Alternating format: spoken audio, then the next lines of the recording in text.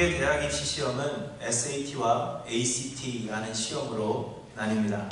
고등학교 3학년이 되면 이 SAT나 ACT 둘 중에 하나를 골라서 시험을 치를 수 있고요. 혹은 둘 다 치를 수가 있습니다. 이 시험은 여러 번 치를 수가 있는데 그 중에서 가장 좋은 점수를 원하는 대학에 보내게 되면 그곳에서 내신과 이 시험 성적을 보고 당락을 결정하게 되는 것입니다.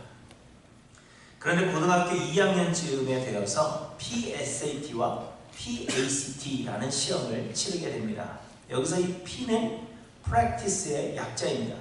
곧 3학년이 되어서 치를 대학 입시 시험을 2학년 때 이게 도대체 어떤 시험인지 또 어떤 유형의 문제들이 나오는지를 한번 연습해 보는 것입니다. 그렇기 때문에 PSAT나 PACT 점수가 아무리 높다고 해도 그것이 대학교 입학에 반영되는 것은 결코 아닙니다.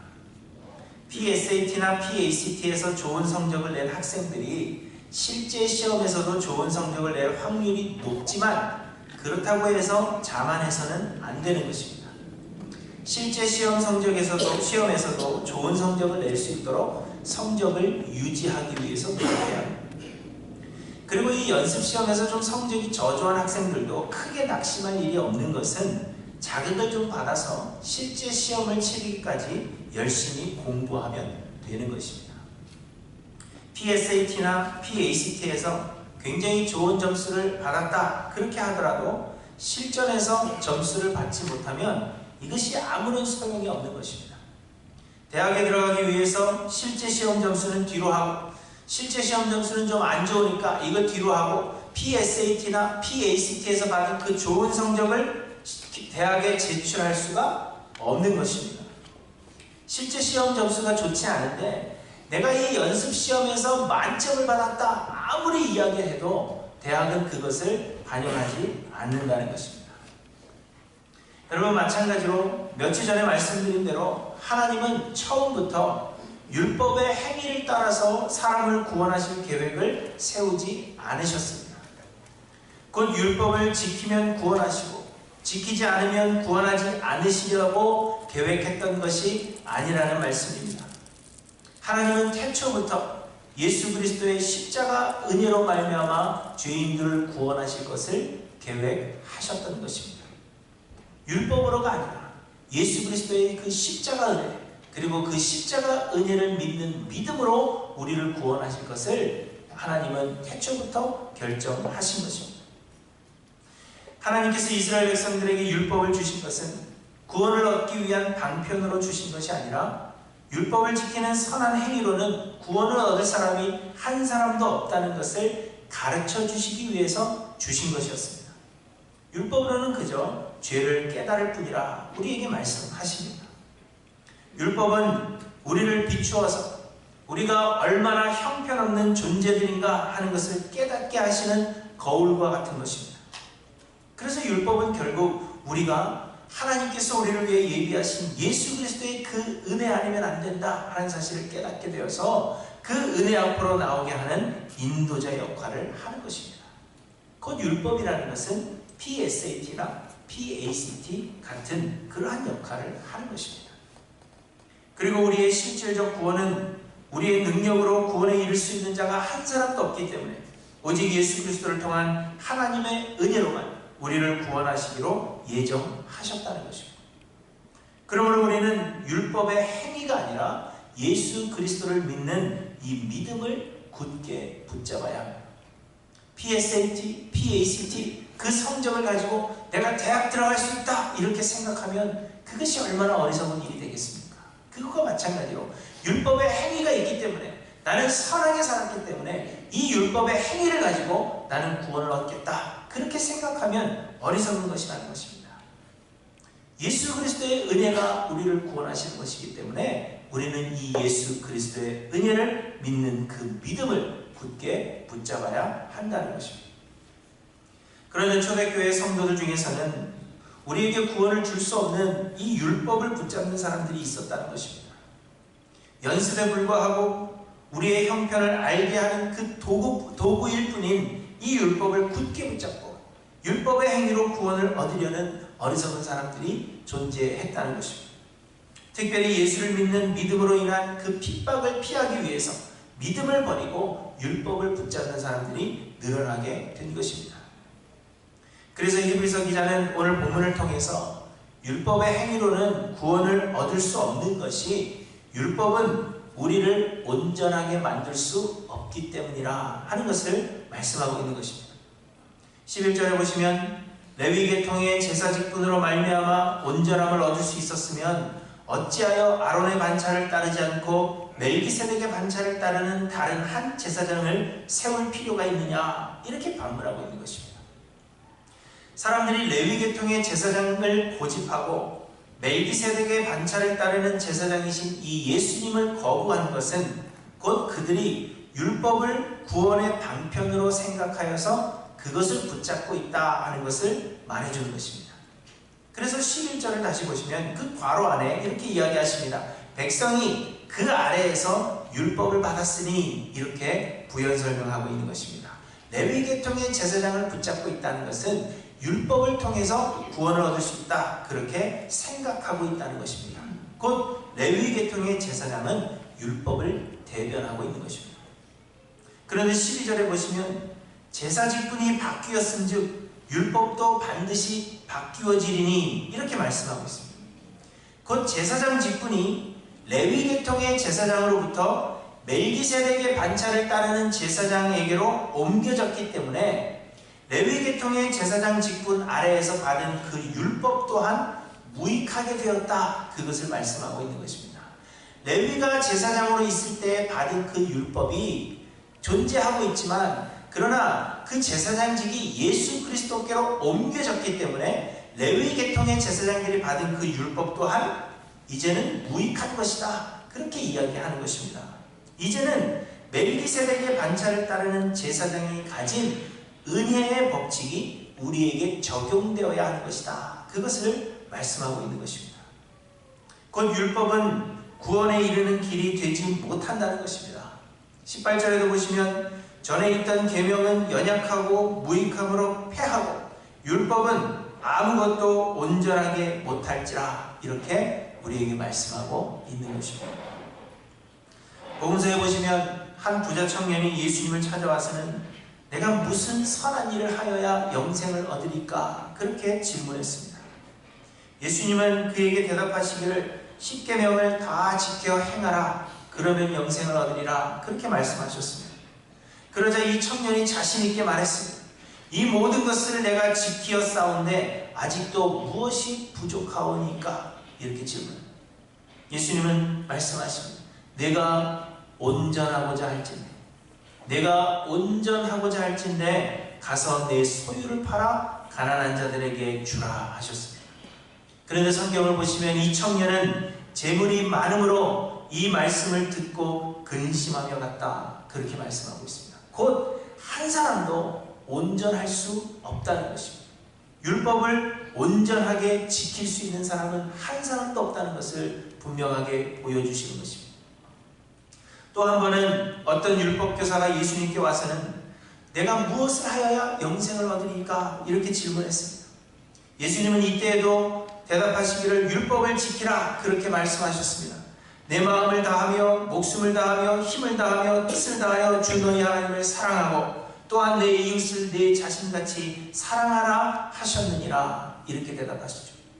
그러자 이 율법교사는 자신을 옳게 보이려고, 곧 자신은 이미 율법을 다 지켜 행했다 하는 것을 자랑하기 위해서 그러면 내 이웃이 누구니까, 이렇게 물었다는 것입니다.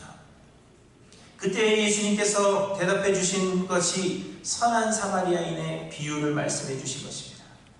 그리고는 이 율법교사에게 이야기하시죠. 가서 너도 이와 같이 하라 하셨습니다. 이 선한 사마리아인 같이 그렇게 할 수 있어야만, 그래야만 내가 율법을 지킨 자가 되는 것이다, 그렇게 이야기하시죠. 그런데 여러분, 이스라엘 백성들은 선한 사마리아인들을 경멸했습니다. 절대로 그 누구도 사마리아인처럼 될 수 없는 것입니다. 그리고 율법을 지켜 행한다면 이 사마리아인이 한 것처럼 행할 수 없는 것입니다. 무엇을 말씀해 주십니까? 어떤 사람도 율법을 온전히 지켜 행할 수가 없다는, 율법을 지켜 행하는 그 행위로 내가 선하다, 내가 모든 것을 다 이루었다, 그렇게 말할 수 있는 사람은 한 사람도 없다는 것입니다. 여러분, 이처럼 율법은 우리를 온전하게 할 수 없습니다. 아무도 율법을 온전히 지켜 행할 수 없으며, 그래서 율법을 지켜 행하는 방법으로는 구원에 이를 수가 없고, 이는 처음부터 구원의 방편으로 우리에게 주신 것이 아니었다는 것입니다. 구원은 오직 예수 그리스도를 통한 하나님의 은혜입니다.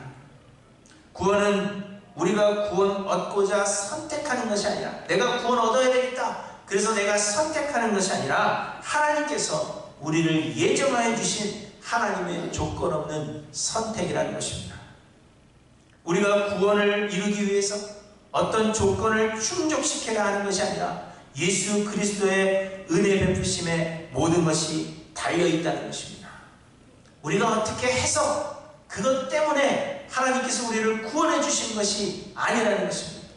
이미 우리가 태어나기도 이전에, 어머니의 뱃속에 우리가 조성되기도 이전에 하나님은 우리를 구원하실 것을 예정하셨고 우리를 선택하셨고, 우리가 행한 것이 아무것도 없음에도 불구하고 하나님은 우리를 구원해 주신 것입니다. 하나님의 은혜. 그러므로 여러분, 우리는 이 예수를 붙잡아야 한다는 것입니다.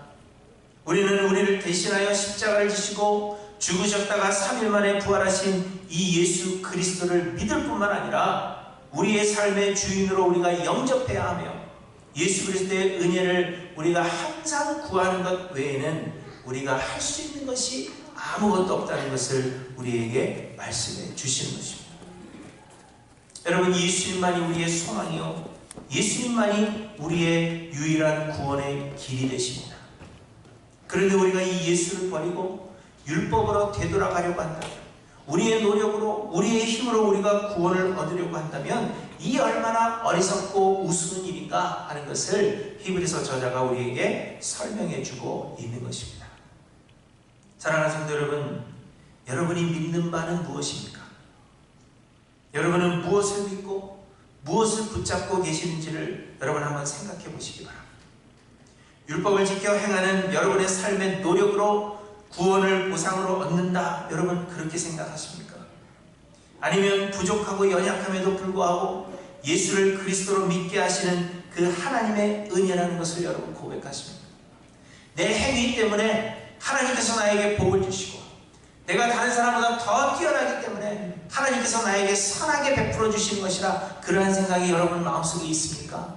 아니면 나는 다른 이들과 다를 것이 없는 부족한 죄인임에도 불구하고 하나님은 나를 구원해 주셨고, 하나님은 나에게 은혜를 베풀어 주시며, 하나님은 지금도 나에게 복을 베풀어 주고 계시는 좋으신 하나님이시라는 그 사실을 여러분 속에, 마음속에 믿고, 그래서 그 예수를 온전히 붙잡고 있는가 하는 것을 한번 생각해 보시길 바랍니다. 오늘 보면은 우리를 온전하게 할 수 없는 율법에 비해서 우리의 참된 대제사장이 되시는 예수 그리스도께서 우리를 온전히 구원하실 수 있는 그 이유가 무엇인가 하는 것에 대해서 우리에게 몇 가지로 설명해 주십니다. 왜 예수는 우리를 구원하실 수 있는가? 첫째로, 예수님은 능력이 있으신 대제사장이시기 때문이라 하는 것입니다. 16절에 보시면, 그는 육신에 속한 한 계명의 법을 따르지 않냐고 오직 불멸의 생명의 능력을 따라 되었으니, 이렇게 말씀하고 있습니다. 레위 계통의 제사장들은 레위 자손이요 아론의 자손들이면 누구나 제사장의 직분을 감당하게 되는 것이 이스라엘의 법이었습니다. 어떤 특별한 능력을 요구하는 것이 아니었다는 것입니다. 또한 어떤 특별한 지식을 가지고 있어야 하는 것도 아니었습니다. 육신에 속한 한 계명의 법을 따라, 곧 이스라엘에게 주셨던 그 법을 따라서 레위 지파요 아론의 자손이면 자동으로 제사장이 될 수 있었던 것입니다. 그래서 이들은 어떤 능력을 발휘하는 그러한 일을 한 것이 아니라 하나님께서 명령하신 일들을 규정대로 행하는 것이 이들의 사역이었습니다. 그러니 제사장들 자체가 사람들을 정결케 하거나 혹은 온전하게 하거나 혹은 구원에 이르도록 할 수 없었다는 것입니다. 한 가지 예를 들어 드리면, 이스라엘 백성들에게 피부병이 생기면 그들은 부정한 사람들로 여겨져서 이스라엘 백성들과 격리되어서 성 밖에서 지내야 되었습니다. 그러다가 피부병이 낫게 되면 제일 먼저 제사장에게 찾아가서 그 몸을 보입니다. 그러면 제사장은 정해진 예식을 치르도록 한 뒤에 그들이 더 이상 부정한 사람들이 아니라 이제는 정하게 되었다 하는 것을 선포하는 것이 제사장들의 역할이었다는 것입니다. 여기서 나타나는 것처럼 제사장들은 사람들을 정결하게 하는 능력이 있었던 것이 아니라 그저 그가 정결하다 하는 것을 선포하는 역할만을 감당했다는 것입니다. 능력이 있어야 되는 것이 아니라는 거죠. 그렇지만 우리 예수님은 정결케 하실 수 있고 온전하게 하실 수 있으며 또한 새로운 생명을 주실 수 있는 능력이 있으셨다는 것입니다. 하나님께서 예수님을 대제사장으로 임명하신 이유는 예수님께서 가지신 그 능력 때문이었다는 것입니다. 레위 계통의 제사장들과는 다르게 예수님은 능력이 있으신 분이시기 때문에 대제사장으로 임명되셨다는 것입니다. 예수님의 그 능력 때문에, 예수님은 능력이 있으신 분이시기 때문에 대제사장이 되셨습니다. 그런데 여러분, 예수님께서 가지신 능력은 무엇입니까?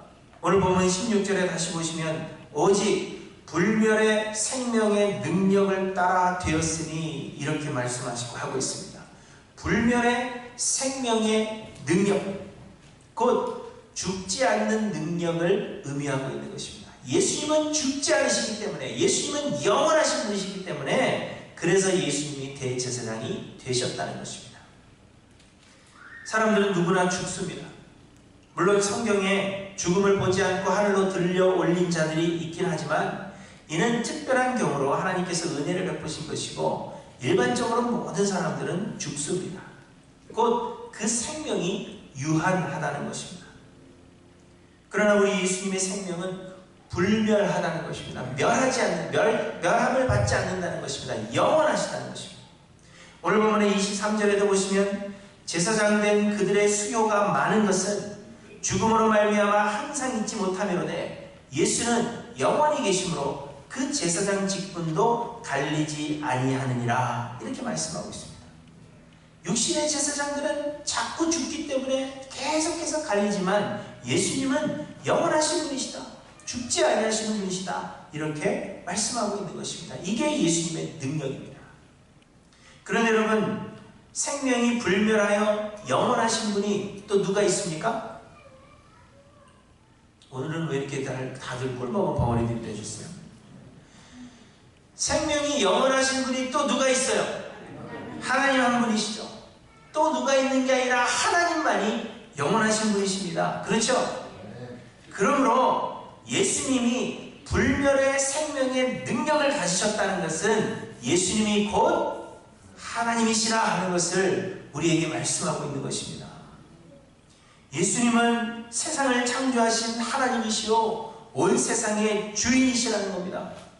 골로새서 1장에 보시면 만물이 그에게서 창조되되 만물이 다 그로 말미암고 그를 위하여 창조되었다 우리에게 말씀하십니다.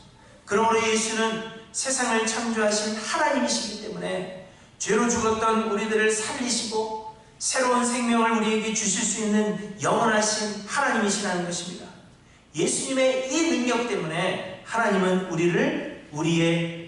예수님을 우리의 대제사장, 영원한 대제사장으로 삼으셨다 하는 것을 우리에게 말씀하고 있는 것입니다.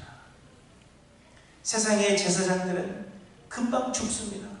죽고 또 죽고 계속해서 죽죠. 그래서 아무런 능력이 없어요. 그러나 하나님께서 영원한 대제사장으로 예비하신 예수 그리스도는 영원하신 하나님이시기 때문에 우리에게 생명을 주실 수 있는, 죽어있는 우리의 영도 살리실 수 있는 능력이 있으신 하나님이시라는 것입니다. 그 하나님이 우리의 대제사장이 되신다면, 그래서 예수는 우리를 온전히 구원하실 수 있을 뿐만 아니라 이 불멸의 생명의 능력을 가진 그 예수를 우리가 붙잡는 것이 마땅하다 하는 것을 우리에게 말씀해 주시는 것입니다. 여러분, 누구를 붙잡으시겠습니까?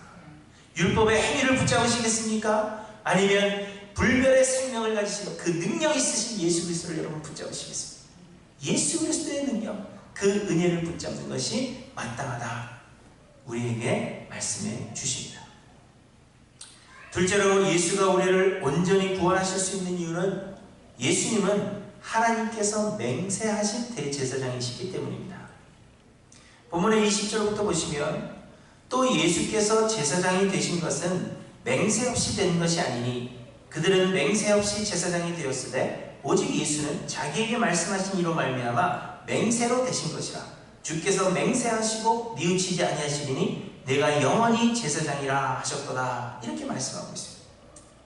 여러분 몇 주 전에 히브리서 6장을 공부할 때 하나님은 약속이 있어서 신실하신 하나님이시요 거짓을 말하실 수 없는 그러한 하나님이시라 하는 것을 우리가 공부했습니다.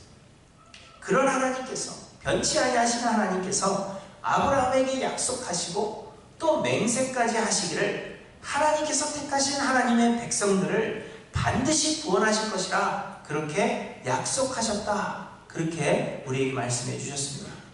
그래서 우리는 연약함에도 불구하고, 비록 우리는 연약한 존재이지만 하나님께서 그렇게 약속하시고 맹세까지 하신 하나님의 약속이 있기 때문에 우리의 구원을 소망할 수 있다. 그런 이야기를 했죠. 기억하시죠? 하나님은 변함이 없으시고 회전하는 그림자도 없으십니다. 또한 하나님은 사람이 아니시니 거짓말을 하지 않으시고 인생이 아니시니 후회가 없으시도다. 어찌 그 말씀하신 말을 행하지 아니하시며 하신 말씀을 실행하지 아니하시랴. 그렇게 우리에게 말씀하고 있습니다. 하나님께서 약속하시고 맹세하신 것은 분명하여서 변하지 않는다는 것입니다. 그런데 하나님께서 또 무엇을 우리에게 맹세해 주셨어요? 예수 그리스도께서 우리의 영원한 대제사장이 되실 것을 맹세하셨다는 것입니다. 바꾸지 않을 것이라는 겁니다. 예수님이 영원한 대제사장이 되시는 것을 하나님은 맹세하셨습니다. 세상을 창조하시고 세상의 주인이 되심으로 인하여 죄로 죽은 자들에게 새로운 생명을 주실 수 있는 능력의 하나님이신 이 예수 그리스도께서 우리의 구원을 위해서 하나님께 중보할 영원한 대제사장이 되실 것을 하나님께서 맹세하셨다는 것입니다. 그러므로 여러분, 예수 그리스도는 비록 죽음에서 부활하여 하늘로 올라가셨을지라도, 지금 우리의 눈은 보이지 않는다 할지라도 지금도 우리를 구원하시기 위해 중보하시는 대제사장으로 계신다는 사실입니다. 여러분, 이 사실을 믿으시기 바랍니다.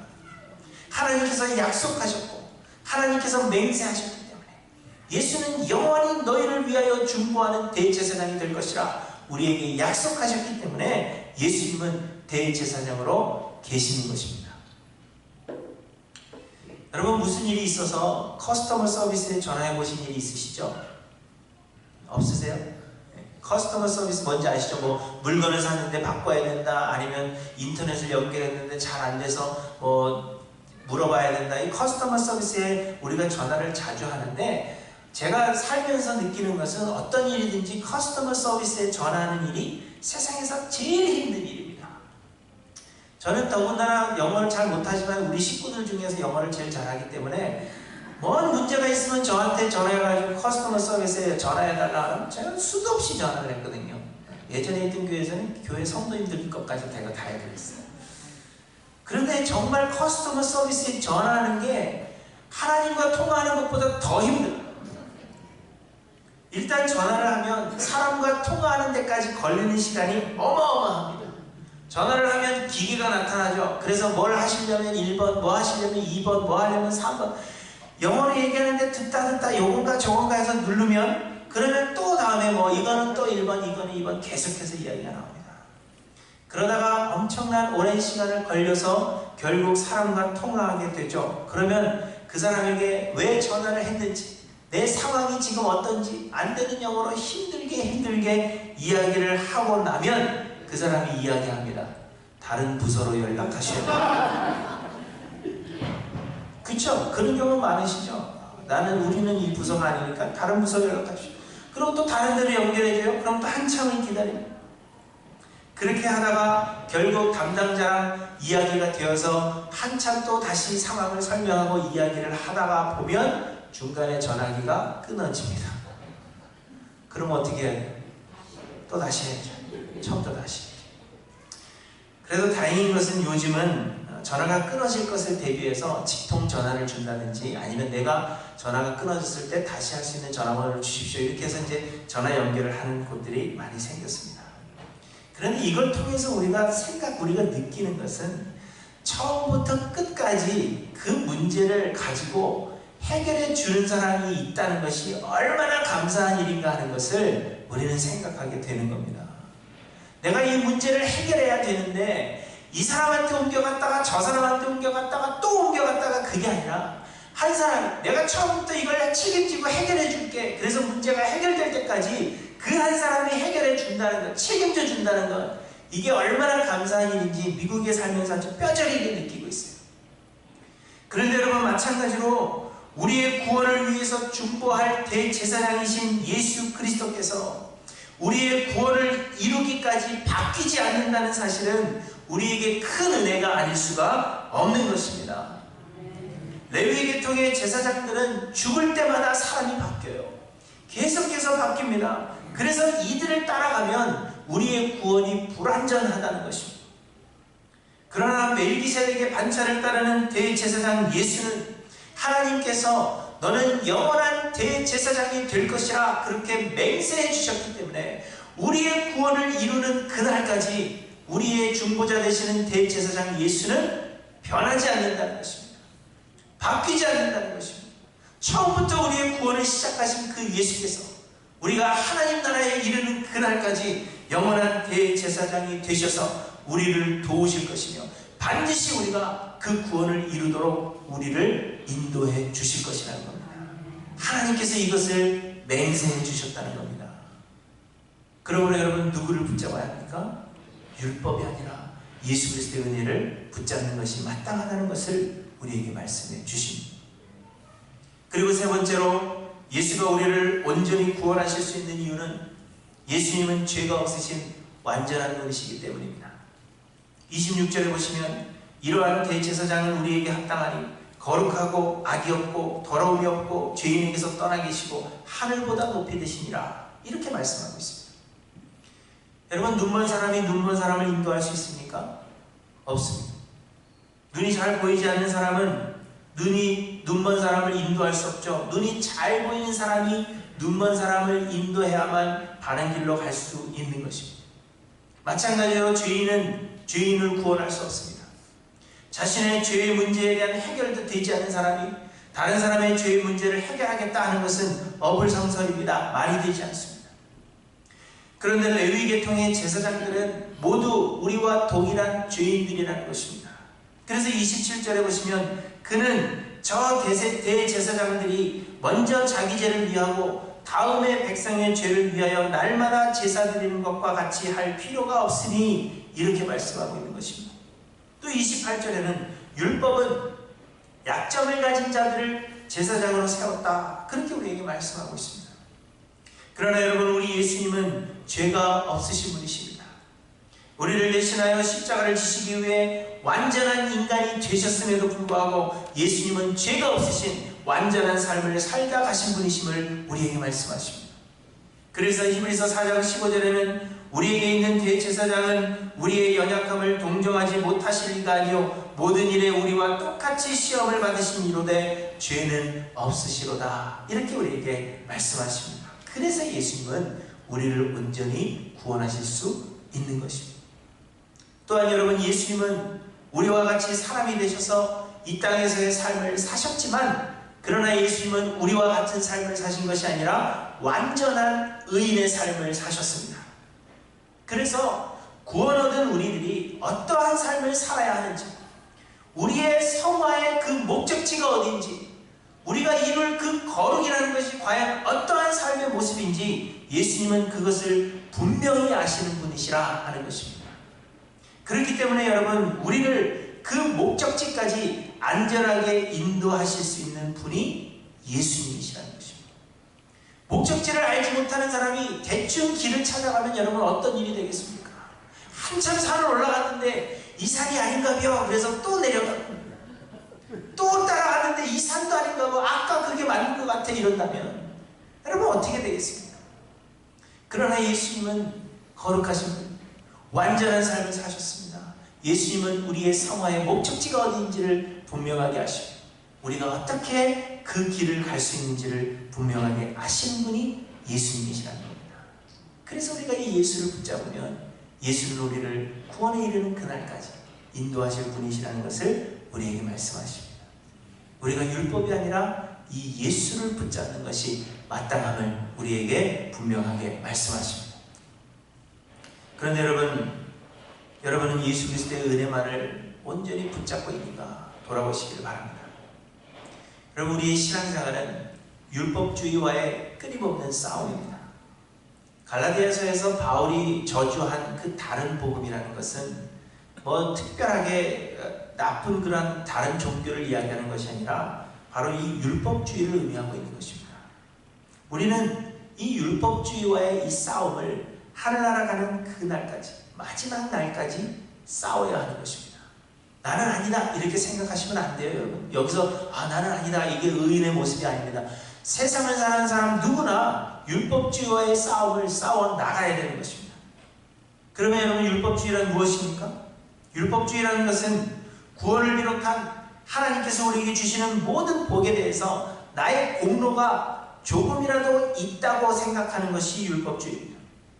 나의 선함이 하나님의 복을 받을 만한 이유가 된다라고 생각하는 것이 율법주의입니다. 하나님께서 나에게 복을 주시는 것은 내가 다른 사람과 다른 그 무엇이 있기 때문이라고 생각한다면 그것이 율법주의라는 것입니다. 우리는 모두 아니라고 말하겠지만 사실 우리 안에는 이 율법주의적인 사고가 깊이 뿌리를 내리고 있는 것입니다. 그래서 우리의 입으로는 모든 것이 하나님의 은혜라 말하면서도 나의 선함에 대한 보상을 바라는 마음이 우리에게 있습니다. 그러나 우리가 원하는 그 보상을 받지 못할 때에는 실망하게 되죠. 그러면서 마음속에 생각합니다. 우리가 이렇게 선한 삶을 살아야 될 이유가 무엇인가? 저 악한 사람들은 나보다 악하게 살아도 더 많은 것을 누리며 살아가는데 내가 하나님의 말씀을 지키며 살겠다고 이렇게 바보처럼 살아가야 될 이유가 뭔가? 그러한 생각이 우리 마음속에 생겨나는 이유가 우리 마음속에는 율법주의적인 요소가 있기 때문이라는 것입니다. 내 삶에 대한 보상을 바라는 그 마음이 우리에게 있기 때문이에요. 인간의 책임을 강조하는 메시지가 항상 울려 퍼지고 그것이 옳은 것처럼 여겨져서 내가 하나님을 위해서 열심을 내야 되겠다 그렇게 결단해보지만 그 열심이 오히려 교만이 되어서 나의 행한 일을 자랑하게 되거나 혹은 다른 사람들을 정죄하는 그러한 잘못을 우리는 우리의 삶 가운데서 항상 저지르며 살아가는 것입니다. 나를 높이고 나를 나타내고자 하는 그러한 유혹, 이것을 우리는 항상 받으면서도 우리는 가장된 겸손으로 그것을 살짝 가리우려고 노력합니다. 그러나 여전히 그 심중에는 내가 높임을 받고자 하는, 내가 드러나기를 소원하는 그런 마음이 우리에게 있다는 것입니다. 모든 것이 하나님의 주권 안에 있다. 모든 것을 협력하여 하나님은 반드시 선을 이루실 것이라. 그렇게 우리는 말하면서도 내 생각과 다르다면 우리는 금세 비판하고 불평하는 것이 우리들의 모습이라는 것입니다. 이게 율법주의입니다. 여러분, 율법을 지켜 행하는 삶은 결코 잘못된 삶이 아닙니다. 그러나 이는 구원의 방편도 아니며 복을 얻을 수 있는 공로도 되지 못합니다. 우리가 율법을 지켜 행하게 되는 그 행위도 하나님의 은혜라는 것을 여러분 아셔야 됩니다. 내가 하는 것이 아니라 내 안에 거하시는 하나님의 성령의 역사하심이라는 것입니다. 그래서 우리는 자랑할 것이 없습니다. 그러므로 사랑하는 성도 여러분, 율법의 행위를 좇아서 나를 나타내려는 그 유혹을 여러분 뿌리치시고 예수 그리스도의 은혜를 온전히 붙잡으시는 저와 여러분들이 되시기를 바랍니다. 신앙생활은 우리가 구원을 얻을 수 있는 어떤 기준에 이르기 위해서 노력하는 것이 아닙니다. 이것이 좋아 보이더라도 여러분, 이것은 결코 신앙생활이 아닙니다. 신앙생활은 예수 그리스도를 통해서 하나님께서 은혜로 이루어 주신 그 구원을 우리가 굳건히 붙잡는 것입니다. 세상은 이것을 내려놓으라고 하죠. 세상은 계속해서 우리를 유혹하고 핍박합니다. 왜 예수 그리스도의 은혜를 붙잡고 있느냐? 왜 모든 것이 다 하나님의 은혜라고 얘기하느냐? 내가 했다고 해라. 네가 했다고 해라. 네가 하지 않았느냐? 우리에게 그 은혜를 내려놓으라고 합니다. 그러나 여러분, 내가 한 것이 아니라 하나님의 은혜임을 끝까지 붙잡고 평생에 나를 감추어 그 은혜를 찬양하고 감사하며 내가 높아지려고 할 때마다 나를 누르고 예수 그리스도의 그 은혜를 이야기하고 붙잡는 것이 신앙생활임을 우리에게 말씀해 주시는 것입니다. 우리 하나님 나라 가는 그날까지 이 싸움을 싸워 나가야 되는 것입니다. 예수님은 능력이 뛰어나신 영원하신 대제사장이시고 예수님은 하나님께서 영원토록 맹세해 주신 대제사장이십니다. 또한 예수님은 우리가 가야 할 목적지를 알고 계시기에 우리를 온전히 구원하실 수 있는 온전하고 유일한 대제사장이 되시는 것입니다. 이 예수의 이름이 영광을 받으시며 우리를 온전히 구원하시는 분이 오직 예수 그리스도 한 분이시라는 이 복음이 온전히 전해질 수 있도록 여러분 나를 버리고 또 나를 날마다 죽이며 살아가시는 하이랜드 교회 모든 성도님들이 되시기를 주님의 이름으로 간절히 축원합니다. 기도하십니다.